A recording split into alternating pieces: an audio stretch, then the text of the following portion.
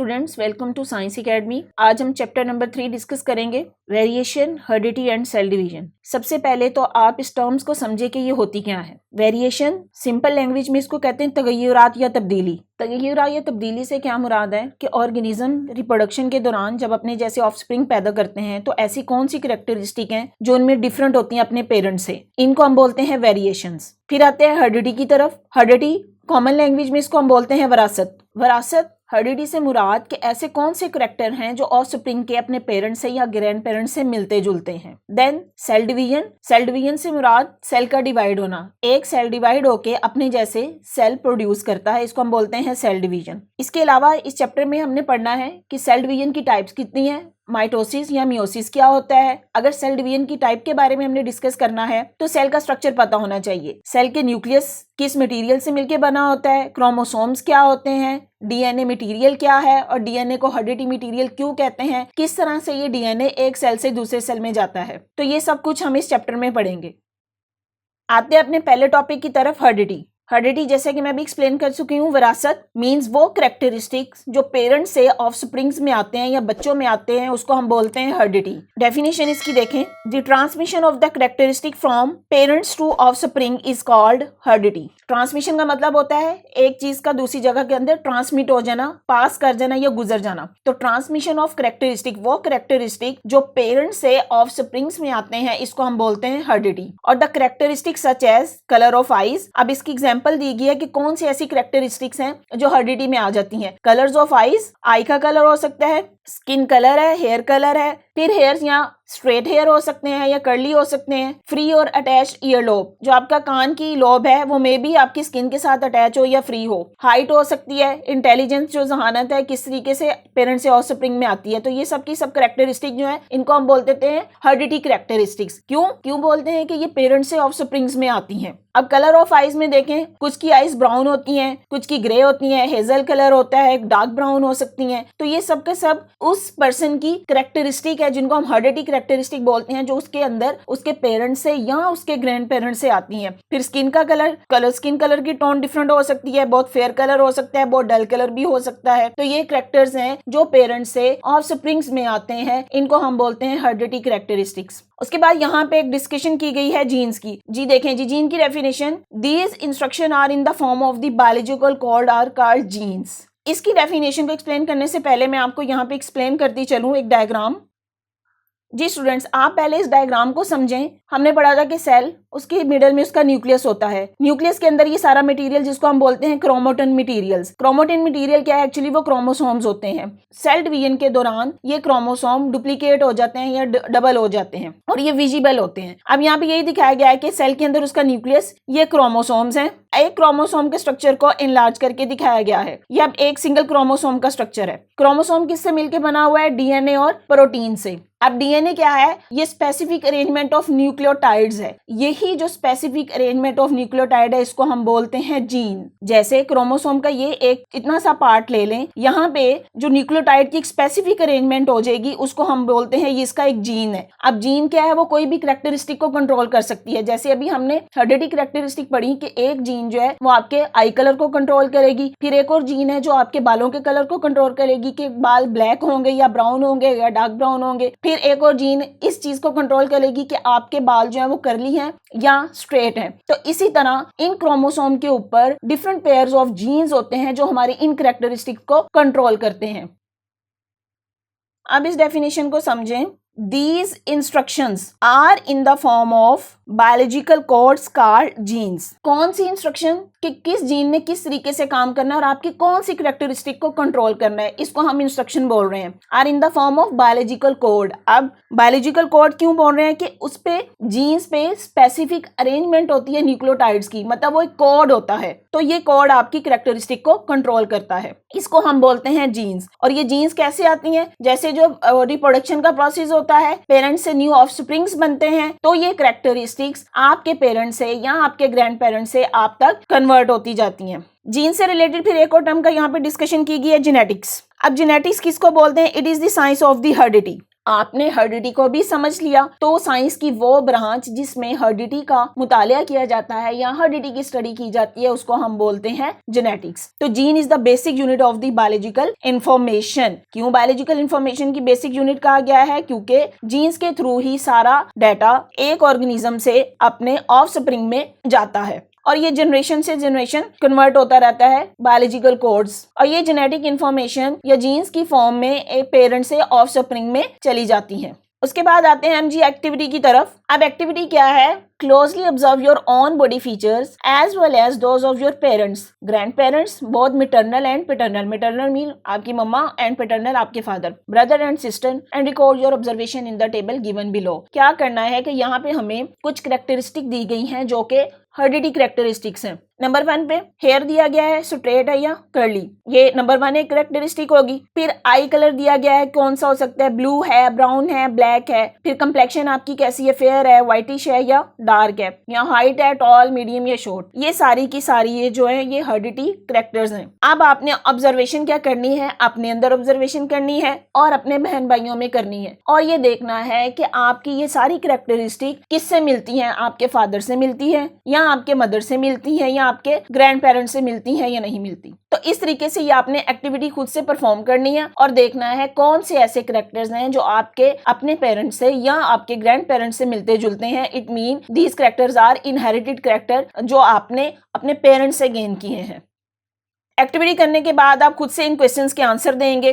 अच्छा जी, उसके बाद एक और टर्म आती है जी वेरिएशंस। अब वेरिएशंस क्या होता है? हर्डिटी हमने क्या कहा कि हर्डिटी वो कैरेक्टर्स हैं जो ट्रांसमिट होते हैं पेरेंट्स से ऑफस्प्रिंग में और जो हमारे मोस्टली हमारे पेरेंट्स से मिलते जुलते हैं। लेकिन वेरिएशन से क्या मुराद है? वेरिएशन का मतलब है तब्दीली, कि ऐसे कैरेक्टर्स या ऐसे डिफरेंसेस जो आपके पेरेंट्स से नहीं मिलते या आपके फैमिली मेंबर में नहीं मिलते, बल्कि आपके अंदर वो चीजें चेंज हैं, उनको हम बोलते हैं वेरिएशंस। डेफिनेशन इसकी देखें जी, any difference in the characteristic of the member of the species is called variation. एक ही स्पीशी के जो मेंबर्स हैं उनमें जितना डिफरेंट कैरेक्टर होंगे कि जो एक दूसरे से मिलते जुलते नहीं है, इसको हम बोलते हैं वेरिएशंस। अब जब आप खुद को एनालाइज करेंगे तो कुछ ऐसी कैरेक्टरिस्टिक हैं जो आपकी अपने पेरेंट्स से मिलती जुलती हैं, लेकिन कुछ ऐसी भी होंगी कैरेक्टरिस्टिक कि जो आपके अपने पेरेंट्स से मिलती नहीं है। तो ये चीजें आप में वेरिएशंस हैं। और वेरिएशंस क्यों होती हैं? कि वेरिएशन का फायदा ये होता है कि ये ऑर्गेनिज्म को उस एनवायरनमेंट में रहने के लिए हेल्पफुल होती हैं। Variation help organism to adapt, mean live successfully. Their environment have the greater chance of the survival and continue their race. इसकी एग्जाम्पल इस तरह से देखें। फॉर एग्जाम्पल, आप कोई जो है पौधे उगाना चाह रहे हैं, आप उसके कितने ज्यादा बीज लेके आएंगे। जैसे ही आप बीज जमीन में बोएंगे तो कुछ ऐसे बीज होंगे जो प्लांट्स ग्रो कर जाएंगे, उससे पौधा निकल आएगा। लेकिन कुछ ऐसे बीज भी होंगे कि जो ग्रो नहीं कर सकेंगे, वो वैसे ही रह जाएंगे। तो ग्रो करने वाले प्लांट्स या जो प्लांट्स उग आएंगे, इसका मतलब है कि उसके अंदर वो वेरिएशन जो है वो इतनी हेल्पफुल थी, उसके अंदर वो वेरिएशन इतनी पावरफुल थी कि वो ग्रो कर गए। लेकिन वो बीज जो पौधा नहीं बन सका तो उसके अंदर उसकी वेरिएशन अच्छी नहीं थी, तो वो अपने एनवायरनमेंट में एग्जिस्ट नहीं कर सके।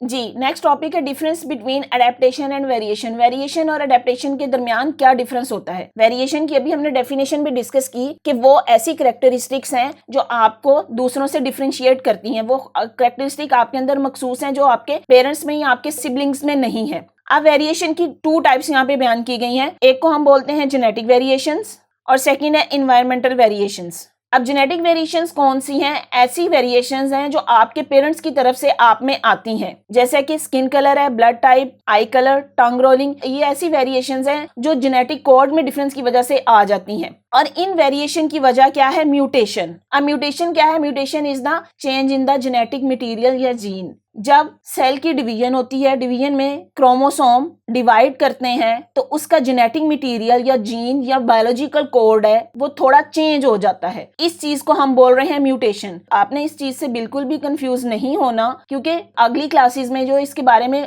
काफी एक्सप्लेनेशन है। अभी सिर्फ आप याद रखने के लिए सिर्फ ये बात देख लें कि म्यूटेशन क्या है, कि जैसे ही सेल डिवाइड होता है उसके क्रोमोसोम भी डिवाइड करेंगे, तो क्रोमोसोम के ऊपर जो जीन्स हैं या जो बायोलॉजिकल कोड की सूरत में इंफॉर्मेशन है वो उस वक्त चेंज हो जाती हैं। तो यही चेंज, इसको हम म्यूटेशन बोलते हैं और ये जेनेटिक वेरिएशन की वजह बनती है। फिर हमने वेरिएशन की दूसरी टाइप की बात की, इन्वायरमेंटल वेरिएशंस। अब इन्वायरमेंटल वेरिएशन क्या है? जो इन्वायरमेंट की वजह से आपके अंदर आती हैं। फॉर एग्जांपल, आप किसी भी इन्वायरमेंट में जाते हैं या आप अपना मुल्क छोड़ के दूसरे मुल्क में जाते हैं, वहाँ पे आपको लैंग्वेज जो है वो एक हैजर्ड लगता है, लेकिन आहिस्ता आहिस्ता आप वहाँ की लैंग्वेज सीख लेते हैं, उस माहौल के मुताबिक अपने आप को अपना लेते हैं, तो ये आपके अंदर इन्वायरमेंटल वेरिएशन हो जाएगी। या scars on the skin, skin के ऊपर जो छोटे छोटे अगर पिंपल्स निकल आते हैं या स्किन के ऊपर थोड़े से रैशेज हो जाते हैं, ये इन्वायरमेंट की वजह से वेरिएशन, ये ऐसी वेरिएशंस हैं जो हेरिडिटी में नहीं जाती या पेरेंट्स से ऑफस्प्रिंग्स में नहीं ट्रांसफर होती, इसलिए इनको हम बोलते हैं इन्वायरमेंटल वेरिएशंस। जी, वेरिएशन क्लियर हो गया। उसके बाद हम बात करते हैं एडेप्टेशन। एडेप्टेशन को अगर सिंपल लैंग्वेज में बोलें तो इसका मतलब होता है अपनाना, माहौल को अपनाना। जी देखें, adaptation is the physical or behavioral characteristics of an organism that help an organism to survive better in the environment. Adaptation क्या है कि वो characteristic हैं जो ह्यूमन अपने लिए अडेप्ट करता है, उनको अपनाता है ताकि वो इस environment में बेटर तरीके से सर्वाइव कर सके। एग्जाम्पल, ह्यूमन बीइंग्स स्टार्ट में कैसे रहते थे? उनका स्टाइल ऑफ लिविंग बहुत ही लो था, कच्चे घरों में रहते थे, कोई इतनी ज्यादा फैसिलिटीज नहीं थी। लेकिन अब आप आज का दौर देखें कि घर और कितनी ज्यादा बिल्डिंग्स जो है वो बना रहे हैं अपने रहने के लिए, तो इसका मतलब है इस ह्यूमन ने अपने आप को इस एनवायरनमेंट के मुताबिक अडेप्ट कर लिया है कि अपनी लग्जरीज अपने लिए बना ली हैं। तो ये ह्यूमन बीइंग की अडेप्टेशन होगी कि उसने इतनी तरक्की की है, अपने लिए इजादात कर ली हैं, तो ये सब अडेप्टेशंस में आ जाता है। जैसे living things are adapted to habitat they live in, और अडेप्टेशन का मतलब है कि उनके अंदर कोई स्पेशल फीचर होते हैं जिसकी वजह से वो इस एनवायरनमेंट में सर्वाइव कर रहे हैं। इसके लिए एग्जाम्पल देखें जो यहाँ पे दी गई है आपकी बुक में। जी, कैमल की और कैक्टस प्लांट की एग्जांपल दी गई है। कैमल जो डेजर्ट का रहने वाला एनिमल है, अब इसमें कौन सी एडेप्टेशन आई? सबसे पहले तो इसमें देखें इसकी जो बिग हम्प होती है जिसमें जो फूड और वाटर जो है वो काफी दिन तक स्टोर हो सकता है, कि अगर वो डेजर्ट में रह रहा है जहाँ पे उसको पानी जो है नहीं मिल रहा, तो लेकिन अपने अंदर वो स्टोर करता है। फिर डेजर्ट में रहने की वजह से इसकी आईलैशेस जो है बड़ी होती हैं। क्यों? वहाँ पे सैंड स्टॉर्म आते रहते हैं, रेत उसकी आंखों में ना चली जाए, इसलिए आईलैशेस जो लंबी होती हैं जो उसकी आंखों में रेत को जाने से रोकती हैं। फिर कैमल के पाँव की बात की गई है, वो चौड़े और चिपटे होते हैं ताकि वो उस रेत के अंदर इजीली चल सके। तो ये इसके अंदर कैमल के अंदर अडेप्टेशन है जो कि अल्लाह ताला की तरफ से उसको अता की गई है। फिर आते हैं जी कैक्टस प्लांट की तरफ। अब कैक्टस एक ऐसा प्लांट है जिसको सेराई पौधा भी बोलते हैं, और इसकी स्किन जो है वो स्केली होती है। स्केली का मुराद इसकी स्किन पे या उसकी प्लांट बॉडी पे कांटे होते हैं। प्लांट्स की जो आउटर कवरिंग है जिसको हम क्यूटिकल बोलते हैं। अब क्यूटिकल का फंक्शन क्या होता है? प्लांट्स में जब एवेपोरेशन हो रही होती है तो उसने इस एवेपोरेशन को कम से कम करना होता है। तो कैक्टस प्लांट की क्यूटिकल जो है थिक होती है, मोटी होती है, जिसकी वजह से उस प्लांट्स में गर्मी में भी से एवेपोरेशन कम होती है। जितनी कम एवेपोरेशन होगी तो इसका मतलब है पानी इसके अंदर जो है वो स्टोर रहेगा और ये अपने अंदर पानी को रिजर्व रखेगा और सख्त गर्मी में भी अपने आप को सर्वाइव कर सकेगा। इसके अलावा इस प्लांट की जो रूट्स हैं वो शैलो होती हैं। शैलो रूट्स होने का क्या फायदा होगा कि जब अगर कहीं बारिश होगी या पानी अवेलेबल होगा तो उस पानी को अपनी रूट्स में स्टोर कर लेगा। इस तरीके से हमने दो एग्जांपल डिस्कस किए हैं, कैमल की और कैक्टस प्लांट्स की, जो कि डेजर्ट में रहने वाले ऑर्गेनिज्म है और किस तरीके से ये अपने आप को वहां पे बेहतर कैरेक्टरिस्टिक अपना के जिंदा रहते हैं। आज का हमारा टॉपिक है बेसिस ऑफ हेरिडिटी। क्या मुराद है इससे? हेरिडिटी जैसे कि हमने बात की थी विरासत के, ऐसी कैरेक्टरिस्टिक जो पेरेंट्स से ऑफस्प्रिंग में आती है इसको हम बोलते हैं हेरिडिटी। इस टॉपिक पे हमने डिस्कशन करनी है कि ऐसी क्या रीजन है, कौन सी वजूहात है जिसकी बिना पे ये कैरेक्टरिस्टिक पेरेंट्स से ऑफस्प्रिंग्स में आती हैं। हेरिडिटी की जो basic physical and functional unit है उसको हम बोलते हैं genes. Gene act as instruction to make molecule called protein. अब जीन्स क्या हैं? जीन्स एक्चुअली वो कैरेक्टरिस्टिक्स हैं या कैरेक्टरिस्टिक की फॉर्म है जो आपके पेरेंट्स से आप में आती हैं या पेरेंट्स से ऑफस्प्रिंग्स में ट्रांसमिट होती हैं, और ये जीन्स हमेशा पेयर की फॉर्म में होती हैं, जिनमें से इस पेयर का एक मेंबर मेल पेरेंट की तरफ से आता है और दूसरा मेंबर फीमेल पेरेंट की तरफ से आता है। जीन्स आपकी कैरेक्टरिस्टिक को कंट्रोल करती हैं। कौन सी कैरेक्टरिस्टिक? जैसे आपकी हाइट होगी, आई कलर है या attachment of ear lobe, skin colour, hair type, eyes colour, ये सब की सब आपकी कैरेक्टरिस्टिक्स हैं जो आप में आपके पेरेंट्स से या ग्रैंड पेरेंट्स से ट्रांसमिट होती हैं और इनको जीन कंट्रोल करती है। अब जीन्स कहाँ पे मौजूद हैं, इसको समझने के लिए हमें पहले क्रोमोसोम का स्ट्रक्चर समझना पड़ेगा। जी, क्रोमोसोम्स क्या हैं? क्रोमोसोम्स सेल न्यूक्लियस के अंदर मौजूद होते हैं। न्यूक्लियस में ये थ्रेड लाइक स्ट्रक्चर हैं जो कि विजिबल नहीं होते, लेकिन जब सेल ने डिवाइड करना हो तो ये विजिबल होते हैं, मतलब नजर आना शुरू हो जाते हैं और इनकी एक प्रॉपर शेप है। जैसे डायग्राम में देखें, ये शेप दिखाई गई है क्रोमोसोम की, एक्स लाइक शेप है। अब इसके स्ट्रक्चर में ये इसकी ये चीज जो इसके बाजू हैं इनको हम बोलते हैं क्रोमोटिड्स। और ये सेंट्रल पॉइंट जहाँ पे ये क्रोमेटिड एक दूसरे के साथ अटैच होते हैं, इसको हम बोलते हैं सेंट्रोमियर। ये एक सिंगल क्रोमोसोम का स्ट्रक्चर शो किया गया है। अब क्रोमोसोम किससे मिलके बनते हैं? क्रोमोसोम डीएनए और प्रोटीन से मिलके बने होते हैं जी। नेक्स्ट देखें, यहाँ पे ये डीएनए का स्ट्रक्चर शो किया गया है। डीएनए का ये स्ट्रक्चर डबल हेलिकल फॉर्म में है। स्ट्रैंड्स, 2 स्ट्रैंड्स हैं, एक यहाँ पे ये रेड कलर में स्ट्रैंड शो किया गया है और एक ये ब्लू कलर में stand number 1 and stand number 2। दोनों स्टैंड्स के दरमियान यहाँ पे ये बेसिस होती हैं, ये जिनको हम न्यूक्लियोटाइड्स बोलते हैं। इसके बारे में हम आगे पढ़ेंगे, आपने कंफ्यूज नहीं होना, अभी सिर्फ इस बात को समझें। अब देखें, इन दोनों स्ट्रैंड्स को इन बेसिस ने एक दूसरे के साथ ये जोड़ा हुआ है, बिल्कुल इसी तरह जिस तरह सीढ़ी या लैडर की बात करें कि उसके दोनों तरफ में उसके 2 बड़े डंडे और दरमियान में उसको छोटे स्टेप्स ने जोड़ा होता है। तो इसी तरह ये डीएनए का स्ट्रक्चर है जिसमें ये जो छोटे स्टेप्स हैं ये न्यूक्लियोटाइड्स या बेसिस हैं। अब एक्चुअली ये न्यूक्लियोटाइड्स या बेस की जो अरेंजमेंट है, जो स्पेसिफिक अरेंजमेंट है, इसको हम बोल रहे हैं जीन। जैसे यहाँ पे शो भी किया गया है, ये आप अभी इससे कंफ्यूज नहीं होना, CGAT ये क्या है, ये अगले टॉपिक में हम पढ़ते हैं कि एक्चुअली ये न्यूक्लियोटाइड बेसिस होती क्या है। तो अब जीन क्या है? इन न्यूक्लियोटाइड्स की स्पेसिफिक अरेंजमेंट को हम बोलते हैं जीन्स। यहाँ पे उन्होंने जीन शो की गई है। एक ये अरेंजमेंट होगी, फॉर एग्जांपल ये कोई अरेंजमेंट एक जीन बना रही है जो कि हमारे किसी एक कैरेक्टर को कंट्रोल कर सकती है, मे बी आई कलर को कंट्रोल करे। सेकंड जीन जो है वो उसमें अरेंजमेंट चेंज हो रही है न्यूक्लियोटाइड्स की, और ये जीन क्या है? ये आपके हेयर कलर को कंट्रोल कर सकती है। तो इस तरह ये जीन एक बायोलॉजिकल कोड है जिसमें न्यूक्लियोटाइड की एक स्पेसिफिक अरेंजमेंट है और ये आपकी कैरेक्टरिस्टिक को कंट्रोल करती है। अब ये कैरेक्टरिस्टिक आप में कैसे आते हैं? अभी हमने बात की कि जीन्स पेयर्स की फॉर्म में होती हैं जो आपको अपने पेरेंट्स से मिलते हैं। जीन्स का एक मेंबर आपके मेल पेरेंट से आता है जबकि दूसरा फीमेल पेरेंट से आता है। जब सेल डिवाइड करता है, डिवाइड करके अपने जैसे न्यू सेल बनाता है, उस वक्त ये क्रोमोसोम विजिबल होते हैं। क्रोमोसोम्स में इनकी जीन्स की आपस में एक दूसरे के साथ शफलिंग होती है। इस तरीके से ये न्यू कोड्स बनते जाते हैं। तो आपकी कुछ कैरेक्टरिस्टिक आपके अपने पेरेंट्स से मिलती होती हैं और कुछ कैरेक्टरिस्टिक आप में डिफरेंट होती हैं। इस तरीके से ये कैरेक्टरिस्टिक्स आपके पेरेंट्स से हेरिडिटी की फॉर्म में आप में आ जाती हैं। तो इसीलिए हम कहते हैं कि genes are the basis of heredity. Genes ही हैं जो कैरेक्टरिस्टिक को पेरेंट्स से ऑफस्प्रिंग्स में लेके आती हैं। अच्छा जी, उसके बाद यहाँ पे बात की गई है बॉडी सेल्स की। अब बॉडी सेल्स 2 टाइप्स के हैं। एक को हम बोल रहे हैं सोमैटिक सेल्स जो नॉर्मल बॉडी सेल्स होते हैं, दूसरे को हम बोलते हैं गेमीट्स। गेमीट्स में आ जाते हैं स्पर्म्स और एग्स, यहाँ इसमें स्पोर्स आ जाते हैं जो कि प्लांट्स में बनते हैं। अब क्रोमोसोम की तादाद बताई गई है कि ह्यूमन में every somatic cell has the 46 chromosome. आप देखें ह्यूमन का एक सेल कितना छोटा और उसके अंदर उसका न्यूक्लियस उससे भी छोटा, और उसको एक्सप्लोर करें तो उसके अंदर 46 क्रोमोसोम्स हैं इन द फॉर्म ऑफ 23 पेयर्स की फॉर्म में है। अभी हमने बात की थी कि जीन्स भी पेयर की फॉर्म में है, तो इसका मतलब क्रोमोसोम का पेयर होता है और जीन का एक पार्ट क्रोमोसोम के एक तरफ होता है जबकि दूसरा पार्ट दूसरे क्रोमोसोम की तरफ होता है। फिर बात की गई है जो गेमीट सेल्स हैं यानी स्पर्म्स और एग, उसमें क्रोमोसोम की तादाद हाफ होती है। अब ह्यूमन के गेमीट सेल्स में क्रोमोसोम 23 होंगे। सोमैटिक सेल्स में क्रोमोसोम की तादाद 46 है जबकि गेमीट सेल्स में क्रोमोसोम की तादाद 23 है। ये बात आपने याद रखनी है कि गेमीट्स में जिसमें स्पर्म्स या एग आ जाते हैं उसमें क्रोमोसोम की तादाद हमेशा सोमैटिक सेल की निस्बत हाफ होती है। जी अब एक्सरसाइज देखें।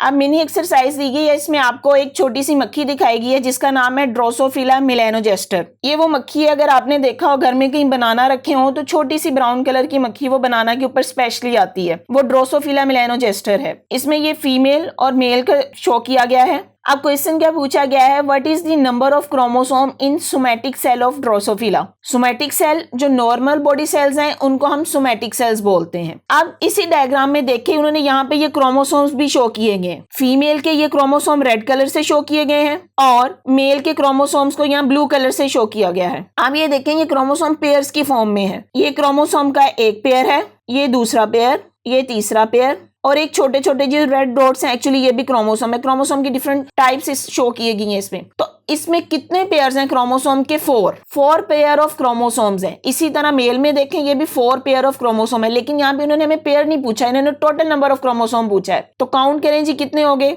8 क्रोमोसोम्स हैं। तो number of chromosome in somatic sales of Drosophila is 8। तो यहाँ पे हम लिखेंगे ये 8 है। आगे पूछा गया what will be the number of chromosome in gametes of Drosophila. हमने बात की कि गेमीट्स में number of chromosome somatic cell की निस्बत हमेशा हाफ होते हैं, तो इसमें 8 का हाफ क्या हो जाएगा? 4। हाफ क्यों होते हैं? इसका आंसर इसलिए कि गेमीट्स में से एक मेल पेरेंट्स की तरफ से आता है और एक फीमेल पेरेंट की तरफ से, तो जब ये आपस में रिकम्बाइन होते हैं तो क्रोमोसोम की तादाद रीअगेन हो जाती है, इसलिए गेमीट्स में क्रोमोसोम हमेशा हाफ होंगे सोमैटिक सेल की निस्बत। जी अगला टॉपिक है जी Watson and Crick's model of DNA. Watson and Crick 2 scientist थे जिन्होंने डीएनए का मॉडल दिया। मॉडल से मुराद डीएनए की शेप को एक्सप्लेन किया। उनके अकॉर्डिंग डीएनए का मॉलिक्यूल जो है वो छोटी छोटी स्मॉल यूनिट से मिलकर बना होता है, जिनको हम बोलते हैं न्यूक्लियोटाइड्स। अब न्यूक्लियोटाइड की 4 टाइप्स बताई गई हैं। नंबर 1 पे एडेनिन न्यूक्लियोटाइड, जिसका सिंबल हम ए से शो करते हैं, थायामीन टी से शो करेंगे, साइटोसिन सी से, एंड गुआनिन जी से। जी न्यूक्लियोटाइड्स की 4 टाइप हैं, कौन कौन सी? Adenine, thymine, cytosine and guanine. ये 4 टाइप के न्यूक्लियोटाइड्स हैं जो अरेंज होकर डीएनए का स्ट्रक्चर बनाते हैं। डायग्राम में देखें, जैसे पहले भी बात की कि DNA is the double helical structure. Double हेलिक क्यों कहा गया है? ये इसके 2 स्ट्रैंड्स हैं जो एक दूसरे के साथ हेलिकल फॉर्म बना रहे हैं। ये वाला स्ट्रैंड नंबर 1 और ये हो गया स्ट्रैंड नंबर 2।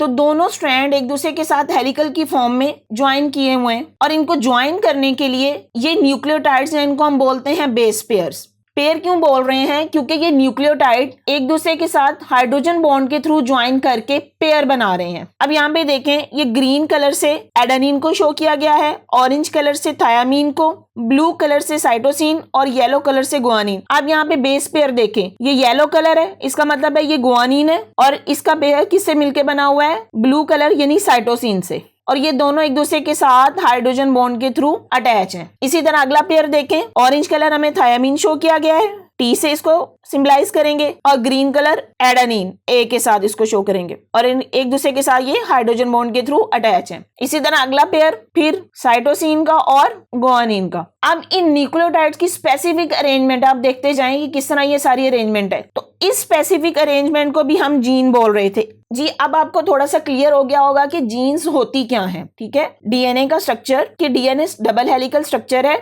जो कि बेस पेयर से मिलकर बना होता है। बेस पेयर क्या है? एक्चुअली 4 तरह के न्यूक्लियोटाइड्स हैं, एडेनिन, थायामीन, साइटोसिन और गुआनिन, और ये सब के सब एक दूसरे के साथ हाइड्रोजन बॉन्ड के थ्रू अटैच होते हैं। अब इस न्यूक्लियोटाइड की स्पेसिफिक अरेंजमेंट को हम बोल रहे हैं जीन। तो इस तरह ये डीएनए के पूरे स्ट्रक्चर में ये छोटी छोटी जीन्स होती हैं जो कि बायोलॉजिकल कोड्स हैं। बायोलॉजिकल कोड से मुराद ये एक कोड स्पेसिफिक होता है जो आपकी किसी कैरेक्टरिस्टिक को कंट्रोल कर रहा है। आप देखें इस स्ट्रक्चर में हमेशा गुआनिन का साइटोसिन के साथ ही पेयर बनेगा और थायामीन का एडेनिन के साथ बनेगा। तो इस तरीके से वाटसन और क्रिक ने डीएनए का मॉडल जो पेश किया वो सबसे ज्यादा एक्सेप्टेबल था कि वाकई ही डीएनए इस फॉर्म में हो सकता है जिसमें नाइट्रोजन बेसिस एक दूसरे से हाइड्रोजन बॉन्ड के थ्रू अटैच होती हैं, और इसमें हमेशा गुआनिन का साइटोसिन के साथ पेयर बनेगा और थायामीन का एडेनिन के साथ बनेगा। जी आपको डीएनए का स्ट्रक्चर समझ आ गया। उसके बाद हम बात करते हैं ट्रांसमिशन ऑफ कैरेक्टर्स की। ट्रांसमिशन ऑफ कैरेक्टर्स से क्या मुराद कि किस तरीके से ये कैरेक्टर्स ऑर्गेनिज्म से अपने ऑफस्प्रिंग्स में जाते हैं। यहाँ पे एक बात कर दी गई है मियोसिस की कि ऑर्गेनिज्म फॉर्म गेमीट्स, स्पर्म और एग बाय मियोसिस। अब मियोसिस क्या है? ये सेल डिवीजन की एक टाइप है जो कि अगला हमारा टॉपिक है। 2 तरह से सेल डिवीजन होती है, माइटोसिस और मियोसिस। अब मियोसिस में नंबर ऑफ क्रोमोसोम जो है वो हाफ रह जाते हैं गेमीट्स में। ये हमने पहले भी बात की कि गेमीट सेल्स में नंबर ऑफ क्रोमोसोम हाफ होते हैं सोमैटिक सेल की निस्बत। इन हाफ नंबर ऑफ क्रोमोसोम्स को हम हैप्लॉइड बोलते हैं, या n नंबर ऑफ क्रोमोसोम इसको बोलेंगे। हैप्लॉइड का मतलब होगा हाफ। तो स्पर्म्स या गेमीट्स में नंबर ऑफ क्रोमोसोम या क्रोमोसोम की तादाद हाफ होती है और इसको हम बोलते हैं हैप्लॉइड या n नंबर ऑफ क्रोमोसोम। इसी तरह अगर हम सोमैटिक सेल्स की बात करें तो उसमें नंबर ऑफ क्रोमोसोम जो है वो डबल होते हैं जो कि पेयर्स की फॉर्म में होते हैं। अच्छा जी, अब होता क्या है कि ट्रांसमिशन ऑफ कैरेक्टर किस तरह ट्रांसमिट होते हैं। रिप्रोडक्शन के दौरान मेल और फीमेल गेमीट्स जब मेट करते हैं तो अब स्पर्म सेल्स भी हैप्लॉइड हैं जिसमें हाफ नंबर ऑफ क्रोमोसोम्स हैं, और एग सेल्स में भी हाफ नंबर ऑफ क्रोमोसोम है। जब ये फ्यूज करते हैं तो जाइगोट बनता है जिसमें क्रोमोसोम की तादाद दोबारा रीगेन हो जाती है जो डिप्लॉइड हो जाती है, 2n हो जाती है। जी देखें, एग में जिसमें हैप्लॉइड नंबर ऑफ क्रोमोसोम है जिसको हम n से शो करते हैं, इसी तरह स्पर्म सेल्स में भी n half number of chromosome है। रिप्रोडक्शन के दरमियान जब ये मेट करेंगे तो जाइगोट बनाएंगे। अब जाइगोट में क्रोमोसोम्स की तादाद क्या हो जाएगी? दोबारा रीअगेन हो जाएगी, 2n हो जाएगी या डिप्लॉइड हो जाएगी। कैसे डिप्लॉइड हुई? एक n फीमेल पेरेंट की तरफ से आएगा और एक n मेल पेरेंट की तरफ से आएगा, तो ये दोनों मिलकर 2n क्रोमोसोम्स बना देंगे, मीन डिप्लॉइड क्रोमोसोम। इसीलिए हम बोलेंगे कि जाइगोट में डिप्लॉइड क्रोमोसोम्स होते हैं।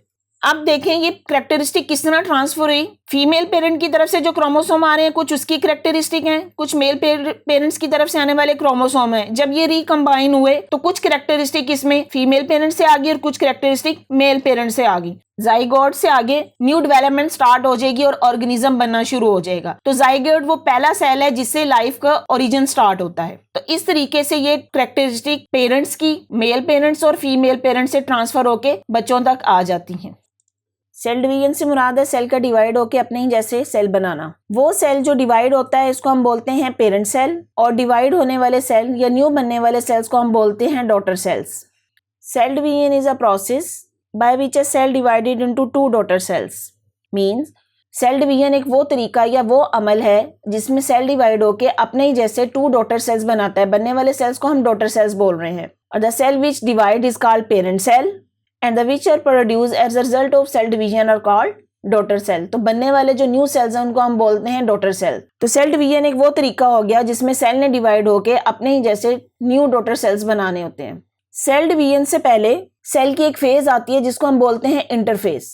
इंटरफेस वो फेज है जिसमें सेल अपने आप को प्रिपेयर करता है डिवाइड होने के लिए। अब क्या प्रिपरेशन उसने करनी है? हमें याद है कि सेल के न्यूक्लियस में क्रोमोसोम्स होते हैं। सेल डिवीजन के वक्त न्यूक्लियस में जो क्रोमोसोम्स हैं वो सिंगल क्रोमोटिड पर मुश्तमिल होते हैं, लेकिन इंटरफेस में क्या होगा, ये क्रोमोटिड डबल हो जाएंगे या क्रोमोसोम डुप्लीकेट हो जाएगा, अपने ही जैसा रेप्लिकेट करके अपनी जैसी कॉपीज बना लेगा। तो सेल डिवीजन में इंटरफेस वो फेज हो गई कि जिसमें सेल के क्रोमोसोम डुप्लीकेट हो जाते हैं या डबल हो जाते हैं। फिर सेल डिवीजन की अगली फेज है जिसको हम बोलते हैं न्यूक्लियर डिवीजन। न्यूक्लियर डिवीजन से क्या मुराद? न्यूक्लियर नाम से या जाहिर है न्यूक्लियस की डिवीजन। तो न्यूक्लियर डिवीजन में न्यूक्लियस डिवाइड होता है। उसके बाद साइटोकाइनेसिस आती है। साइटोकाइनेसिस मीन साइटोप्लाज्म का डिवाइड हो जाना। तो इस तरीके से सेल डिवीजन की 3 फेजेस हैं। नंबर 1 इज द इंटरफेस जिसमें सेल ने अपने आप को प्रिपेयर करना है, क्रोमोसोम डुप्लीकेट होंगे। Number 2 is the nuclear division, nucleus का डिवाइड होना। And number 3 is the cytokinesis, cytoplasm का डिवाइड होना। तो इस तरीके से एक पेरेंट सेल डिवाइड होके अपने ही जैसे 2 डॉटर सेल्स बना लेता है। इस पूरे प्रोसेस को हम बोल रहे हैं सेल डिवीजन। अब सेल डिवीजन की 2 टाइप्स हैं। एक को हम बोलते हैं माइटोसिस और दूसरी को बोलते हैं मियोसिस। आते हैं माइटोसिस की तरफ।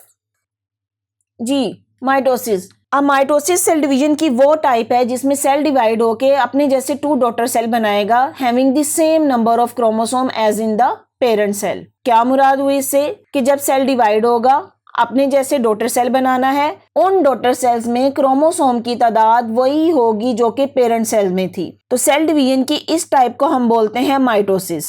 माइटोसिस को एक्सप्लेन हम डायग्राम से करते हैं। जी, डायग्राम की तरफ आए, देखें ये एक सेल शो किया गया है। ये जो अंदर वाली लेयर शो की गई है ये न्यूक्लियर मेम्ब्रेन है और न्यूक्लियस के अंदर ये 2 क्रोमोसोम शो किए गए हैं। अब यहाँ पे देखें ये क्रोमोसोम जो है सिंगल क्रोमोटिड पे मुश्तमिल है। एक को पिंक कलर में शो किया गया और एक को ग्रीन कलर में शो किया गया है। अब इंटरफेस में हमने बात की थी कि क्रोमोसोम डुप्लीकेट हो जाते हैं, डबल हो जाते हैं। तो यहाँ पे आप देख सकते हैं हर क्रोमोसोम ने अपनी जैसा दूसरा क्रोमोटिड बना लिया। तो इस तरीके से ये क्रोमोसोम डुप्लीकेट हो गया या डबल हो गया। क्रोमोसोम के इन क्रोमोटिड्स को हम सिस्टर क्रोमोटिड बोलते हैं। ये और ये दोनों आपस में सिस्टर क्रोमोटिड है। क्यों? क्योंकि ये एक ही क्रोमोसोम के बाजू हैं, ये एक ही क्रोमोसोम के आर्म्स हैं। इसी तरह ग्रीन वाले क्रोमोसोम में देखें तो ये इसका और ये वाला इसका सिस्टर क्रोमोटिड्स होंगे। अब इंटरफेस के बाद हमने बात की थी न्यूक्लियर डिवीजन स्टार्ट हो जाती है। ये देखें यहाँ पे ये जो न्यूक्लियर मेम्ब्रेन है इसको थोड़ा सा ब्रेकअप करता हुआ दिखाया गया है कि ये मेम्ब्रेन पूरी नहीं शो की गई, कहीं कहीं से ये ब्रेकअप हो रही है। तो इंटरफेस के बाद अगली जो फेज है जिसको हम बोल रहे हैं न्यूक्लियर डिवीजन। तो न्यूक्लियर डिवीजन यहाँ पे न्यूक्लियर मेम्ब्रेन से स्टार्ट हो रही है कि उसकी न्यूक्लियर मेम्ब्रेन ब्रेकअप होना शुरू हो गई है। इस फेज को एक और नाम भी दिया जाता है जिसको हम बोल रहे हैं प्रोफेज। प्रोफेज के बाद जो अगली स्टेज आ रही है जिसको हम बोल रहे हैं मेटाफेज। अब आपकी बुक में ये नाम नहीं शो किए गए, ये एक एक्स्ट्रा इन्फॉर्मेशन है जो मैं आपको दे रही हूँ। अब मेटाफेज में क्या हो रहा है, यहाँ पे ये स्पिंडल फाइबर्स निकल रहे हैं। न्यूक्लियर मेम्ब्रेन को कंप्लीटली यहाँ पे दिखाया गया कि वो खत्म हो गई है। स्पिंडल फाइबर जनरेट हुए और इन स्पिंडल फाइबर्स के ऊपर आके क्रोमोसोम अलाइन अप हो गए, मीन्स आके अटैच हो गए। अब देख सकते हैं ये पिंक क्रोमोसोम और ये ग्रीन कलर का जो क्रोमोसोम है इसके ऊपर अलाइन अप हुए हैं, एक तरीके से आके जुड़ गए हैं। मेटाफेज के बाद जो अगली स्टेज आती है इसको हम बोलते हैं एनाफेज। अब एनाफेज में आप देख सकते हैं कि वो क्रोमोसोम जो डुप्लीकेट हुए थे अब यहाँ पे आके इनके सिस्टर क्रोमोटिड एक दूसरे से अलग अलग हो गए हैं। जो पिंक क्रोमोसोम था उसका एक क्रोमोटिड इस तरफ चला गया और नंबर 2 जिसका क्रोमोटिड था वो दूसरी तरफ आ गया और यहाँ पे इसकी न्यूक्लियर डिवीजन जो है वो होती जा रही है साथ साथ। नेक्स्ट जो स्टेज है इसको हम बोल रहे हैं टीलोफेज। अब टीलोफेज वो स्टेज है जहाँ पे साइटोप्लाज्म की डिवीजन स्टार्ट हो जाती है। देखें ये जो सेल मेम्ब्रेन थी अंदर की तरफ पिंचअप हो गई, मतलब दब गई और यहाँ से सेल की डिवीजन स्टार्ट होगी। एक सेल जो है वो 2 सेल्स में डिवाइड हो गया, आप देख सकते हैं। और ये पूरी स्टेज जो है इसको हम बोल रहे हैं साइटोकाइनेसिस। और हाफ क्रोमोसोम्स एक सेल में चले गए और हाफ क्रोमोसोम्स एक सेल में, और इन बनने वाले सेल्स को हम बोल रहे हैं डॉटर सेल्स। जी देखें, एक सेल जिसमें नंबर ऑफ क्रोमोसोम यहाँ पे शो किए गए थे, 2 क्रोमोसोम शो किए गए थे, पूरी न्यूक्लियर डिवीजन की स्टेज चली और लास्ट में 2 डॉटर सेल्स बने और इन डॉटर सेल्स में नंबर ऑफ क्रोमोसोम सेम है as that of the parent cell. तो न्यूक्लियर डिवीजन की इस टाइप को हम नाम देते हैं माइटोसिस। तो mitosis is the process by which the parent cell divided into 2 daughter cell with the same number of chromosomes as in the parent cells. Mitosis का प्रोसीजर देखने के लिए वीडियो देखें, इसमें क्लियरली शो किया गया है किस तरह सेल डिवाइड होता है 2 डॉटर सेल्स में और इसमें किस तरह से नंबर ऑफ क्रोमोसोम सेम रहते हैं जैसा कि पेरेंट सेल में थे।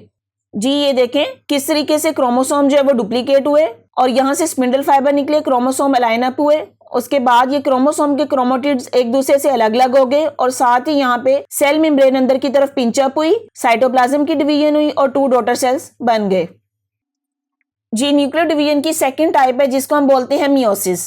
अब मियोसिस क्या है? मियोसिस वो सेल डिवीजन की टाइप है जिसमें सेल डिवाइड होके 4 डॉटर सेल्स बनाता है, लेकिन इसमें एक बात याद रखें, 4 डॉटर सेल तभी बनेंगे जब उसकी 2 दफा डिवीजन होगी। तो meiosis is a process by which the cell divided twice का मतलब है 2 दफा डिवाइड होगा to form 4 daughter cells in such a way that the number of chromosome in each daughter cell is reduced to half as compared to parent cell।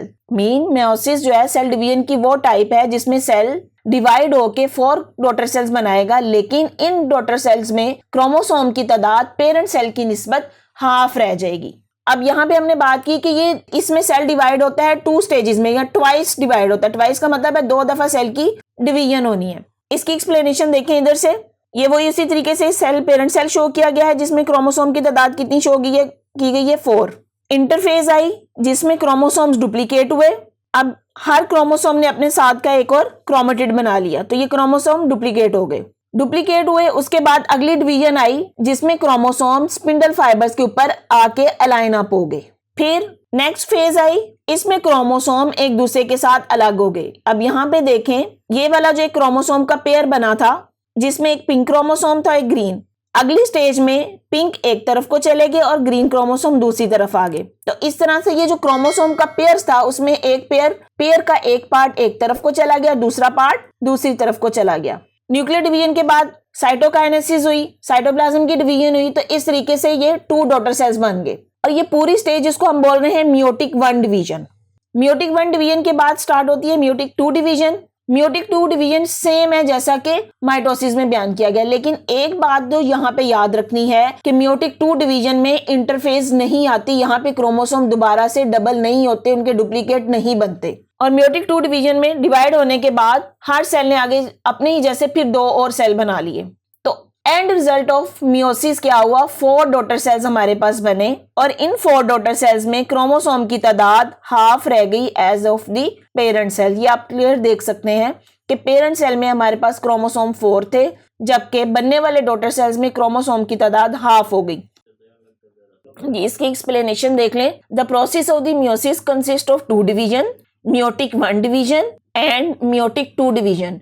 During meiotic 1 division, the number of the chromosome is reduced to half as compared to parent cell. तो meiotic 1 division में क्या होता है, chromosome half ही होते हैं parent cell की निस्बत, लेकिन क्योंकि ये मियोसिस है जिसमें 2 टाइम डिवीजन होनी है, इसलिए ये स्टेज यहीं पे रुकती नहीं है। meiotic 1 के बाद अगली जो स्टेज आ जाती है उसको बोलते हैं meiotic 2 डिवीजन, जिसमें वो सेल फर्दर डिवाइड होता जाता है और इस तरीके से नंबर ऑफ क्रोमोसोम जो है हाफ रह जाते हैं डॉटर सेल्स में as compare to their parent cells. जी अब यहाँ पे माइटोसिस और मियोसिस का डिफरेंस शो किया गया है कि दोनों सेल डिवीजन की टाइप में क्या डिफरेंस है। नंबर 1 डिफरेंस पहले देखें, during mitosis 2 daughter cells are form from parent cell. Mitosis में हमने पढ़ा कि एक सेल डिवाइड होकर अपने जैसे 2 डॉटर सेल बनाता है, जबकि मियोसिस में क्या है, during meiosis 4 daughter cells are form from parent cell. Parent cell से 4 डॉटर सेल्स बनते हैं जी। दूसरा डिफरेंस क्या है, number of chromosome in the daughter cells remain the same as in the parent cell. Mitosis में क्रोमोसोम की तादाद same रहती है जितनी के पेरेंट सेल में थी, जबकि मियोसिस में क्या है, the number of the chromosome in daughter cells is reduce to half as compare to that in the parent cell. तो मियोसिस में 4 डॉटर सेल्स बनते हैं और इन 4 डॉटर सेल्स में क्रोमोसोम की तादाद हाफ हो जाती है। अगला difference, mitosis occur in somatic cells. Somatic cells क्या है, जो नॉर्मल बॉडी सेल्स हैं उनको बोलते हैं, इनमें माइटोसिस होती है, जबकि meiosis it occur in gametes. Gametes में स्पर्म्स और एग्स आ जाते हैं जिसमें मियोसिस होती है, या फिर प्लांट्स में अगर बात करें तो इसमें स्पोर्स में मियोसिस होती है जी। नेक्स्ट देखिए, आपकी इंफॉर्मेशन के लिए कुछ बातें शेयर की गई हैं। Character of the living things are controlled by the genes on the chromosome. ये सारा हम इस चैप्टर में पढ़ चुके हैं कि किसी भी ऑर्गेनिज्म की जो करेक्टरिस्टिक है उनको जीन्स कंट्रोल करते हैं, और जीन्स कहाँ पे मौजूद हैं, क्रोमोसोम्स के ऊपर। अब mitosis is the great blessing of nature. If there were no mitosis the number of the chromosome could not have been maintained constant. क्योंकि माइटोसिस में ही नंबर ऑफ क्रोमोसोम सेम रहते हैं, मीन कांस्टेंट रहते हैं, जितना के पेरेंट सेल में थे उसी तरह के डॉटर सेल में आ जाते हैं। अगर माइटोसिस ना होती तो ये क्रोमोसोम जो है वो मेंटेन ना रह सकते, उनकी तादाद कांस्टेंट ना रहती। अगर माइटोसिस की कोई इंपॉर्टेंस है तो मियोसिस की भी इंपॉर्टेंस है। Meiosis has also significant importance in controlling the heredity character generation after generation. तो मियोसिस में क्या होता है कि जो हेरिडिटी कैरेक्टर हैं, वो कैरेक्टर जो पेरेंट्स से ऑफस्प्रिंग में आते हैं वो मियोसिस की वजह से आते हैं जी। यहाँ पे और एक्स्ट्रा इन्फॉर्मेशन दी गई है आपको न्यूक्लियस के बारे में। सेल शो किया गया है, सेल के अंदर उसके स्ट्रक्चर्स हैं, ये न्यूक्लियस की मेम्ब्रेन शो की गई और उसके अंदर ये क्रोमोसोम्स हैं, ये सेंट्रियोल्स हैं, ये वही सेंट्रियोल्स हैं जो सेल डिवीजन के दौरान जो है स्पिंडल फाइबर्स बनाते हैं जिसपे क्रोमोसोम्स लाइन अप होते हैं। Nucleus is the part of the cell which control all activities of the whole cell. तो सेल के अंदर न्यूक्लियस उसका वो पार्ट है जो पूरे सेल की एक्टिविटीज को कंट्रोल करता है। Chromosomes are found in the nucleus of the cell. They consist of protein and DNA. अब हमने पढ़ा था क्रोमोसोम का स्ट्रक्चर कि क्रोमोसोम प्रोटीन और डीएनए से मिलकर बने होते हैं। अब डीएनए क्या है, DNA stand for deoxy ribo nucleic acid. ये डीएनए का पूरा नाम है, डीऑक्सी राइबो न्यूक्लिक एसिड। अब डीएनए की एक्सप्लेनेशन दी गई है कि डीएनए है क्या, DNA is the material that contain complete set of instructions for developing a new cell or an organism. That is why DNA is called hereditary material. यहाँ पे आपसे क्वेश्चन पूछा जा सकता है कि डीएनए को हेरिडिटी मटेरियल क्यों कहते हैं, तो आपने उसके आंसर में बताना है क्योंकि डीएनए के ऊपर जो वो कंप्लीट सेट ऑफ इंस्ट्रक्शंस होते हैं जिसकी वजह से वो एक सेल जो और ग्रो कर सकता है या अपने जैसी कैरेक्टरिस्टिक अपने सेल्स में आगे फर्दर दे सकता है। For one kind of species of organism, the number of chromosomes in the cell remain the same. However, when the gametes are formed, sperms or eggs in animals or spores in the plants, the number of chromosomes is reduced to half in the gametes or spores. ये वही बात है जो हमने mitosis और meiosis में explain कर दी है कि माइटोसिस में नंबर ऑफ क्रोमोसोम सेम रहते हैं, जबकि मियोसिस में क्रोमोसोम्स जो है वो हाफ हो जाते हैं पेरेंट सेल की निस्बत। और मियोसिस जो है वो स्पर्म और एग्स में या स्पोर्स में होती है, जबकि माइटोसिस जो है वो सिंपल बॉडी या सोमैटिक सेल्स में होती है। तो इस तरीके से हमें माइटोसिस और मियोसिस की इंपॉर्टेंस भी पता चल गई, एक सेल का स्ट्रक्चर भी पता चल गया है, किस तरीके से सेल की डिवीजन होती है, किस तरीके से ये हेरिडिटी कैरेक्टर्स जो है वो पेरेंट से ऑफस्प्रिंग में जाते हैं, क्रोमोसोम्स क्या हैं। तो ये सारे कुछ एक्सप्लेनेशन जो है वो हमने इस चैप्टर में पढ़ ली है।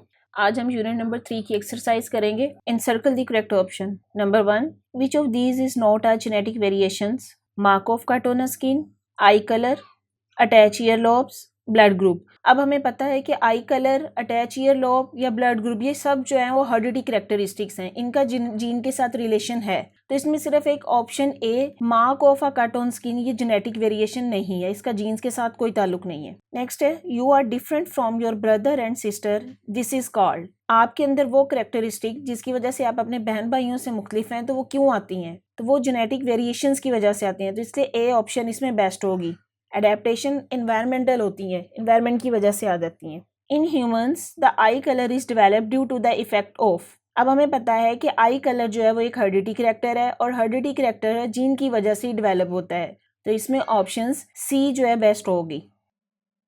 नेक्स्ट है जी the section of the DNA which has information for making a specific protein is called genes. D option इसमें बेस्ट होगा। क्योंकि डीएनए का जो स्मॉलेस्ट पार्ट है उसी को हम जीन बोल रहे हैं, इसलिए डी ऑप्शन इसमें बेस्ट होगा। क्रोमोसोम्स आर मेड ऑफ, हमने क्रोमोसोम का स्ट्रक्चर पढ़ा था कि क्रोमोसोम मिलके बने होते हैं डीएनए और प्रोटीन से। तो अब इसमें ऑप्शंस देखें, डीएनए ओनली ये भी नहीं होगा, प्रोटीन्स ओनली नहीं, क्योंकि ये डीएनए और प्रोटीन से मिलके बने होते हैं। ऑप्शन सी में देखें, यहाँ पे फैट्स की एडिशन कर दी गई है, तो फैट्स इसमें नहीं आएंगे, तो डी ऑप्शन इसमें बेस्ट है कि chromosomes are made up of DNA and proteins. The characters which are pass from parents to offspring, वो करेक्टर जो पेरेंट्स से ऑफस्प्रिंग में या बच्चों में आते हैं तो इनको हम बोलते हैं हेरिडिटी करेक्टर्स। ए ऑप्शन इसमें आ जाएगा।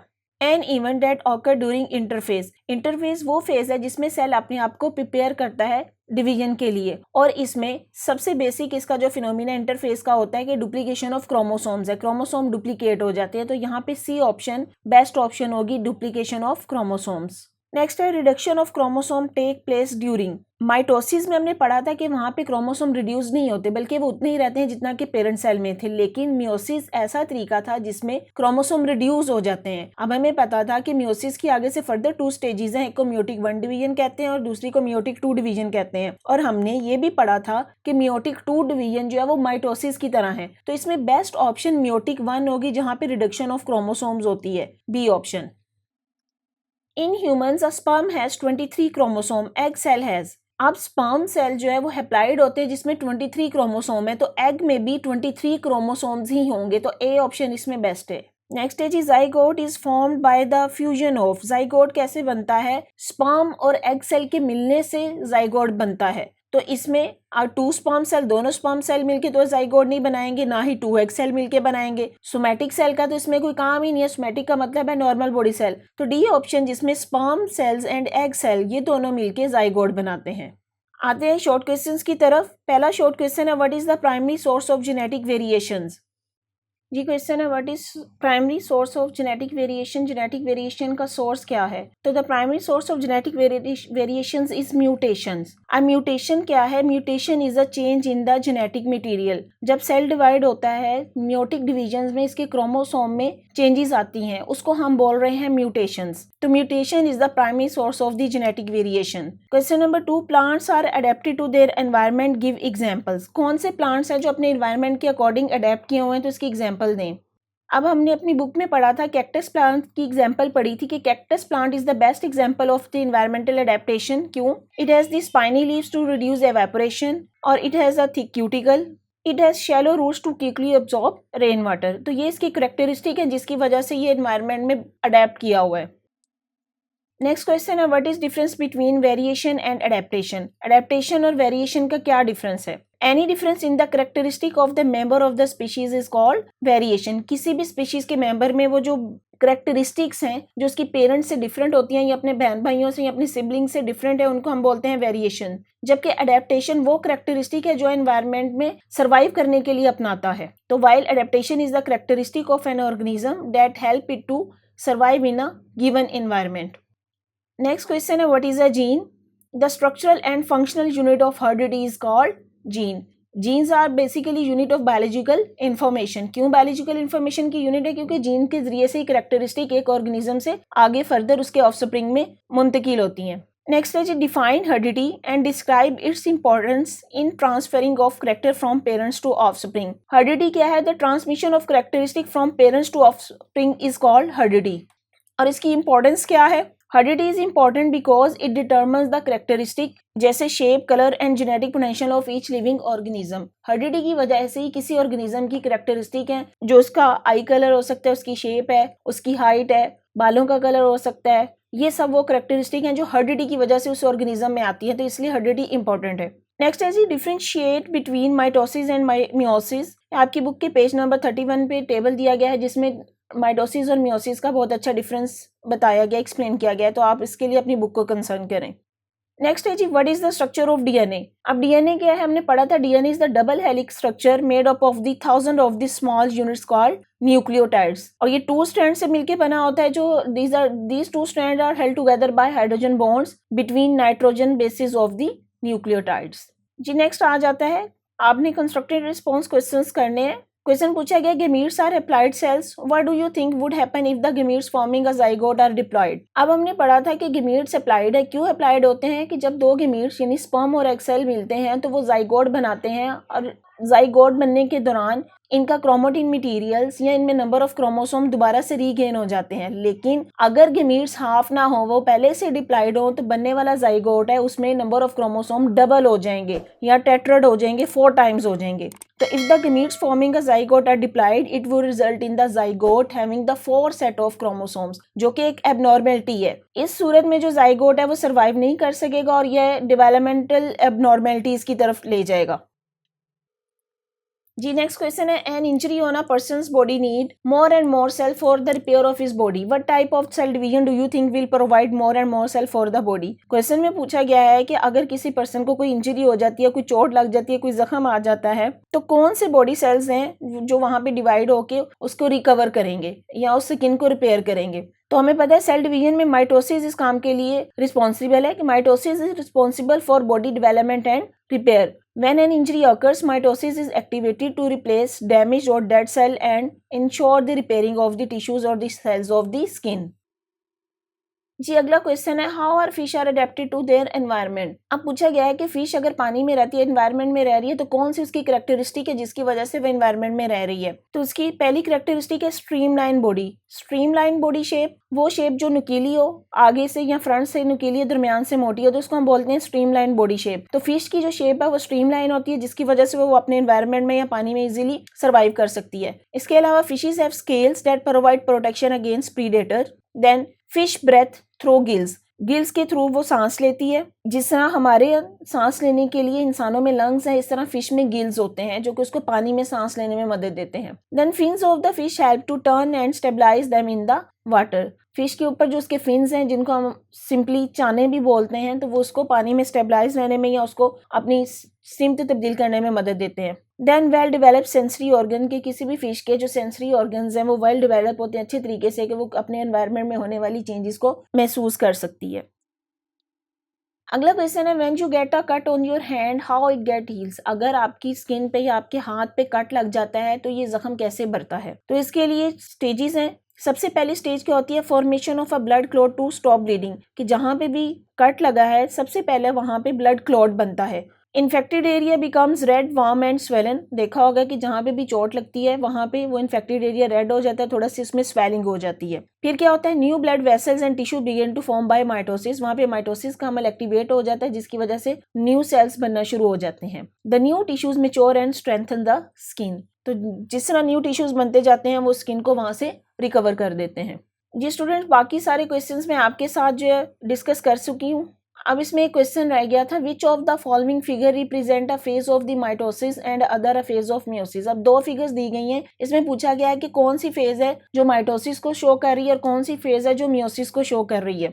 अब ये फिगर ए ये माइटोसिस को शो कर रही है जिसमें क्रोमोसोम जो है स्पिंडल फाइबर के साथ अलाइन अप हुए हैं और जैसे ही आगे से फर्दर सेल डिवीजन होगी तो ये क्रोमोसोम एक दूसरे के साथ सेपरेट हो जाएंगे. जबकि बी जो है ये मियोसिस को शो कर रही है. ये मियोसिस को इसलिए शो कर रही है कि यहाँ पे सेट ऑफ क्रोमोसोम अरेंज हुए हैं, यहाँ पे अभी इनकी सेपरेशन का बिल्कुल भी नहीं पता चल रहा. जबकि ए में हमें पता चल रहा है कि क्रोमोसोम का सेट एक दूसरे से अलग-अलग हो रहा है. हाफ एक तरफ जा रहे हैं और हाफ क्रोमोसोम एक तरफ जा रहे हैं. माइटोसिस में ऐसे ही होता है, जबकि मियोसिस में यहाँ पे उनकी सेपरेशन का कुछ नहीं दिखाया गया. यहाँ पे सिर्फ ये अभी स्पिंडल फाइबर्स के साथ अटैच हो रहे हैं, उनकी अलाइनमेंट हो रही है.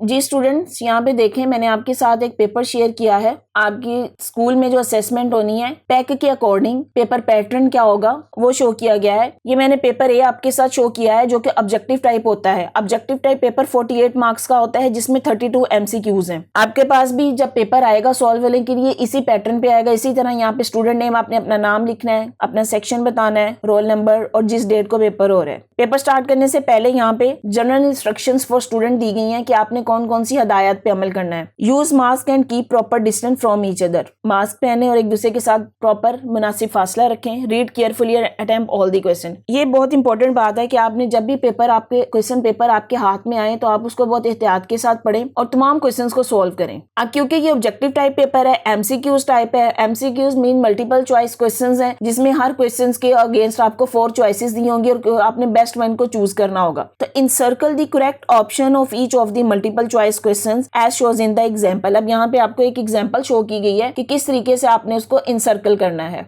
अब यहाँ पे देखें जी, कोविड-19 इज कॉज्ड बाय। अब क्वेश्चन है और इसकी चॉइसेस क्या दी गई हैं, बैक्टीरिया, फंजाई, वायरस और एलजी। हमें पता है कि कोविड-19 की रीजन वायरस है, तो इसमें सी बेस्ट ऑप्शन है, तो सी को आपने इनसर्कल करना है। फिर अगली इंस्ट्रक्शन क्या दी गई है कि if more than one option are encircled in a question no mark will be given, कि आपने एक क्वेश्चन के लिए एक ही ऑप्शन को इनसर्कल करना है। अगर आप डबलिंग कर देंगे, 2 ऑप्शन को इनसर्कल कर देंगे, तो वो आपका रॉन्ग कंसीडर होगा। ये आते हैं एमसीक्यूज की तरफ। ये वो एमसीक्यूज हैं जो खुद से प्रिपेयर किए गए हैं पूरे चैप्टर में से। Question number 1, which of the following is not abiotic. सबसे पहले तो आप इस टर्म को समझे, एबायोटिक क्या होता है। एबायोटिक वो कंपोनेंट्स हैं जिनमें लाइफ नहीं है। तो अब अपनी ऑप्शंस की तरफ आए। Sand, air, water, plants. Sand, air, water, ये सब के सब क्या हैं, एबायोटिक कंपोनेंट्स हैं। अब क्वेश्चन में पूछा गया नॉट एबायोटिक, तो नॉट एबायोटिक का मतलब होगा वो बायोटिक है, जिसमें लाइफ है, तो इसमें डी ऑप्शन प्लांट्स जो है वो बेस्ट है। Question number 2, during photosynthesis plants take dash from environment. Photosynthesis का जब प्रोसीजर होता है तो प्लांट्स एनवायरनमेंट से क्या लेते हैं, कौन सी गैस लेते हैं। ऑक्सीजन, नो, क्योंकि ऑक्सीजन तो वो रिलीज करते हैं। Carbon dioxide, yes, plants photosynthesis के दौरान कार्बन डाइऑक्साइड लेते हैं, तो इसमें बी ऑप्शन बेस्ट होगी। Then question number 3, animals that eat plants directly are called. वो एनिमल्स जो प्लांट्स को डायरेक्टली खाते हैं उनको हम क्या बोलते हैं। Primary consumers, secondary consumer, tertiary consumer, none of these. अब ऑप्शन देखें, हमने पढ़ा था कि प्राइमरी कंज्यूमर्स या जिनको हम हर्बीवोर्स बोलते हैं, ये वही ऑर्गेनिजम्स हैं, ये वही एनिमल्स हैं जो प्लांट्स को डायरेक्टली खाते हैं, तो इसमें ए ऑप्शन बेस्ट ऑप्शन है। नेक्स्ट है जी, in ecological pyramid there is -% reduction of energy in each level as we move from producer to consumer. Ecological pyramid में बेस से जब टॉप की तरफ जाएं, बेस पे हमें पता है प्रोड्यूसर्स या ग्रीन प्लांट्स हैं और टॉप पे कंज्यूमर हैं, तो प्रोड्यूसर से जब कंज्यूमर की तरफ जाएं तो कितने % रिडक्शन ऑफ एनर्जी हो रहा है, तो यहाँ पे इसकी best option 10% reduction of energy है। Question number 5, consumers that actively hunt other organism are called. वो कंज्यूमर जो दूसरे ऑर्गेनिज्म का शिकार करता है उसको हम क्या बोलते हैं, प्रे। प्रे तो शिकार होता है, इसलिए ये ऑप्शन नहीं होगी।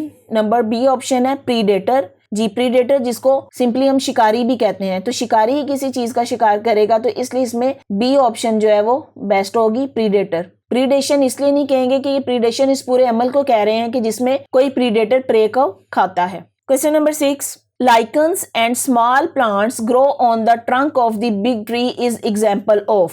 जी, इसके ऑप्शन देखें, कमेंशलिज्म, म्यूचुअलिज्म, पैरासिटिज्म। आप पहले तो ये देख लें, कमेंशलिज्म वो रिलेशनशिप है जिसमें एक ऑर्गेनिज्म को बेनिफिट होता है जबकि दूसरे को नहीं होता, और म्यूचुअलिज्म वो है जिसमें दोनों ऑर्गेनिज्म एक दूसरे से बेनिफिट लेते हैं, और पैरासिटिज्म वो रिलेशनशिप है जिसमें हार्म देते हैं, एक दूसरे को नुकसान पहुंचाते हैं। तो लाइकन जो है वो प्लांट्स के ऊपर जब ग्रो करते हैं, वो लाइकन उन बिग ट्री से अपनी खुराक लेते हैं, लेकिन उस बड़े दरख्त को कोई फायदा नहीं होता। तो ये वो रिलेशनशिप है जिसमें एक बेनिफिट ले रहा है लेकिन दूसरे को कोई ना तो हार्म हो रहा है और ना कोई बेनिफिट हो रहा है, तो इसमें कमेंशलिज्म बेस्ट ऑप्शन होगी। नेक्स्ट है जी, which phenomena is happen due to global warming. Global warming की वजह से कौन कौन से फिनोमिना हो रहे हैं, melting of ice, rising of sea level, floods. जी, ये ग्लोबल वार्मिंग की वजह से ये तीनों फिनोमिना हो रहे हैं, तो इसलिए हमारी ऑप्शन होगी all of these, D option इसमें करेक्ट होगी। नेक्स्ट है जी, छांगा मांगा is the main forest found in the district dash of Pakistan. Changa मांगा जो है वो किस डिस्ट्रिक्ट में है, तो ये डिस्ट्रिक्ट कसूर में आ जाता है, सी ऑप्शन इसमें बेस्ट होगी। Next question, the hunting and trade of endangered species should B. कि जो एंडेंजर्ड स्पीशीज हैं जो पहले ही दुनिया से खत्म हो रही हैं, तो उनका शिकार करना या उनकी ट्रेड या तिजारत करना उसको क्या होना चाहिए। प्रमोटेड का मतलब है उसको प्रमोट करना चाहिए या उसकी आगे बढ़ाना चाहिए? नहीं, ये ऑप्शन तो नहीं हो सकती क्योंकि हमें एंडेंजर्ड स्पीशीज को सेव करना है। तो इसमें ऑप्शन बैंड, बी ऑप्शन इसमें करेक्ट ऑप्शन होगी कि hunting and the trade of endangered species should be banned. Next है we can save our environment by. अपने इन्वायरमेंट को सेव करने के लिए आप क्या क्या कर सकते हैं? फॉरेस्ट स्ट्रेटेजी, यस ऑप्शन है। प्लांटेशन, ये भी ठीक ऑप्शन है। रिड्यूसिंग पोल्यूशन, ये भी है। तो इसमें सारी की सारी ऑप्शन ठीक है, तो इसलिए डी को हम इनसर्कल करेंगे। नेक्स्ट है the basic structural and functional unit of nervous system. Nervous system की बेसिक स्ट्रक्चरल और फंक्शनल यूनिट को हम क्या कहते हैं? नेफ्रॉन, नहीं, ये तो आप लोगों ने अपने चैप्टर में कोई इस तरह का जिक्र नहीं पढ़ा। न्यूट्रॉन, नहीं, यस न्यूरॉन्स पढ़ा है। तो neuron is the basic structural and functional unit of nervous system. Examples of effectors, effectors की एग्जाम्पल बतानी है आपने। मसल्स, ग्लैंड्स, हमने पढ़ा था कि muscles and glands both are the example of effector. तो इसमें C option, both A and B mean muscles और ग्लैंड दोनों, तो इसमें सी ऑप्शन जो है ये करेक्ट ऑप्शन होगी।